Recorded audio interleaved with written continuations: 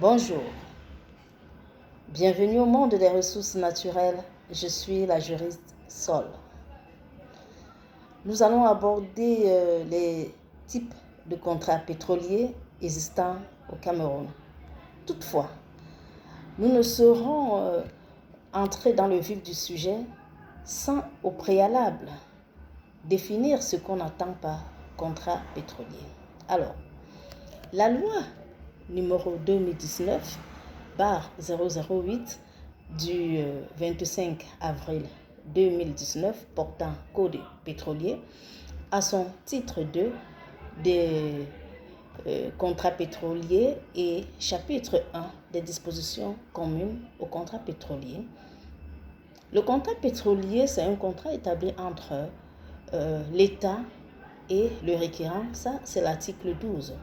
Et dans ce même article, alinéa 1 jusqu'à l'alinéa 4, c'est toute une procédure de ces contrats.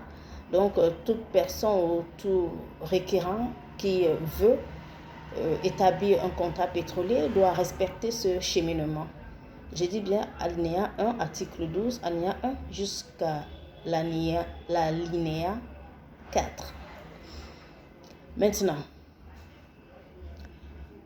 quels sont les différents types ou quels sont les types de contrats pétroliers existants au Cameroun? La même loi 2019, en son chapitre 2 des types de contrats pétroliers, a classé 3 types de contrats pétroliers, notamment le contrat de concession, le contrat de partage de production. J'aime très bien ce nom en anglais, Production Sharing Contracts. Et en troisième position, le contrat de service à risque. Ce sont les 3 types de contrats pétroliers qui existent au Cameroun. Je parle bien du Cameroun. Voilà. Maintenant, ça c'est l'article 14. Article 14, chapitre 2 des types de contrats pétroliers de la même loi 2019. Maintenant, l'article 15, l'article 16 et l'article 18 déterminent ce qu'on entend par contrat de concession, contrat de partage de production et le contrat de service à risque. Qu'est-ce qu'on entend par contrat de concession? Point d'interrogation. Le contrat de concession est attaché à un permis de recherche. Et s'il y a lieu à un ou plusieurs concessions, en vertu duquel le titulaire assume la conduite et le financement des opérations pétrolières. Et lorsqu'il assume cela, l'État, en contrepartie, va percevoir une redevance en nature. Ça, c'est le contrat de concession. Qu'en est-il du contrat de partage de production? Là-bas, c'est l'article 16. Concernant le contrat de partage de production, c'est un contrat en vertu duquel plusieurs titulaires de l'autorisation ou bien plusieurs titulaires d'autorisation aiment choisir ce contrat parce que ça a beaucoup d'avantages. Le contrat de partage de production, c'est un contrat attaché à une autorisation exclusive de recherche. Et s'il y a lieu, une autorisation exclusive d'exploitation des hydrocarbures. Et toujours en vertu duquel le titulaire assume le financement des opérations pétrolières. Et lorsqu'il assume ce financement des opérations pétrolières, qu'est-ce qui va en découler? Il va percevoir quoi? Une rémunération et non une redevance, mais une rémunération en nature, en disposant d'une part de production. Je ne sais pas si vous voyez la différence. Il va disposer la part de production là. Il se partage la production avec l'État. Maintenant, le contrat de service à risque. C'est un contrat toujours attaché à une autorisation exclusive de recherche. S'il y a lieu une autorisation exclusive d'exploitation des hydrocarbures,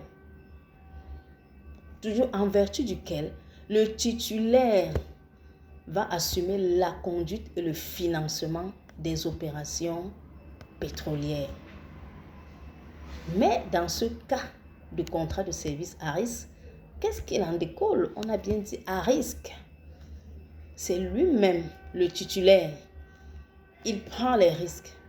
C'est un contrat à risque. L'État n'a rien à foutre avec. C'est lui qui prend les risques. Il va assumer les risques.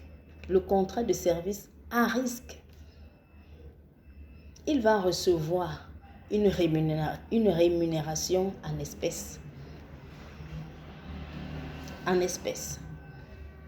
Je ne sais pas si vous voyez la différence.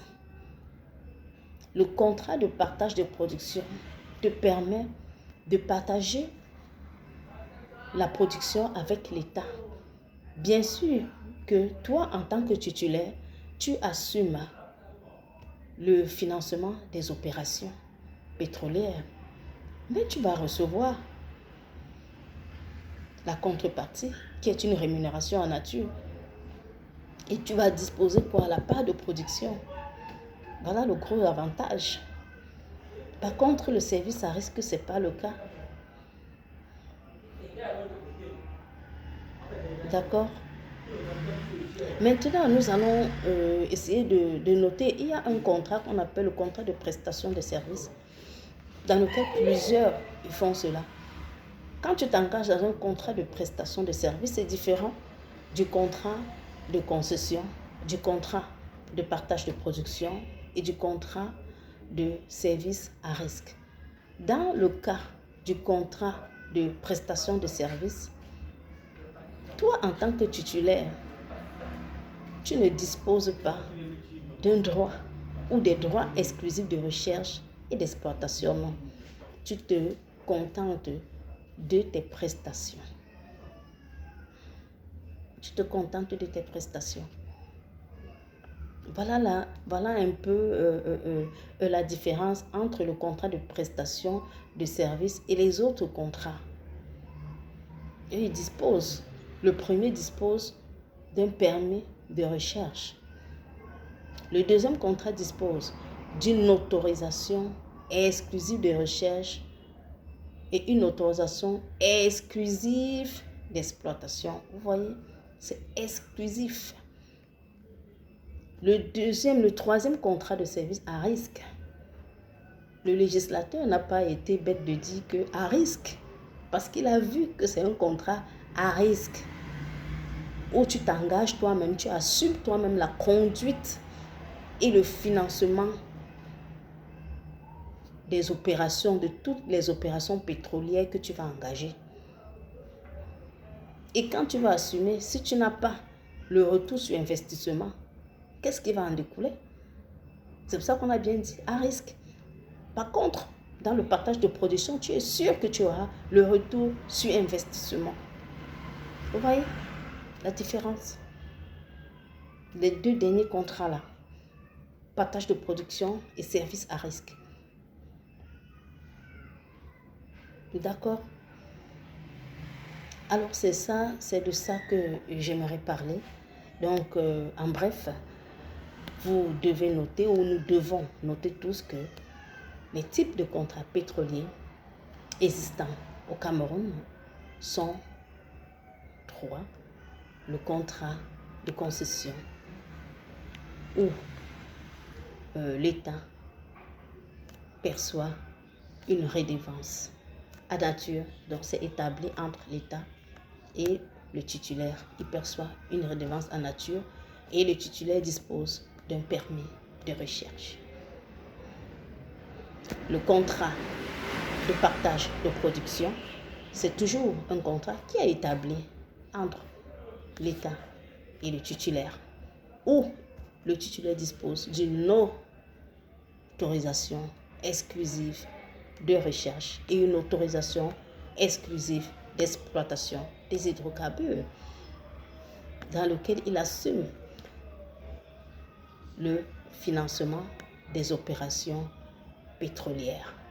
Mais en assumant cela, il va disposer d'une rémunération en nature et d'une part de la production. On a bien dit partage de production. Alors, on se partage la production. Et j'aimerais vous dire que plusieurs personnes qui s'engagent préfèrent le contrat de partage de production. Tandis que le contrat de service à risque, comme son nom l'indique, service à risque. Tu t'engages toi-même, tu assumes la conduite, tu assumes le financement de tes opérations, toutes les opérations pétrolières que tu feras, tu vas assumer tout. Et si, je l'ai dit plus haut, tu n'as pas le retour sur investissement, point d'interrogation, tu vas recevoir une rémunération en espèces, oui, mais ça n'a pas de gros avantages comme le deuxième contrat, qui est le contrat de partage de production, article 16. Contrat de service à risque, article 18. Et le contrat de concession, article 15. Ça, c'est le chapitre 2 des types de contrats pétroliers qui parle dans l'article 14. Et voilà, de la loi numéro 2019-008 du 25 avril 2019. Alors, nous avons tous écouté.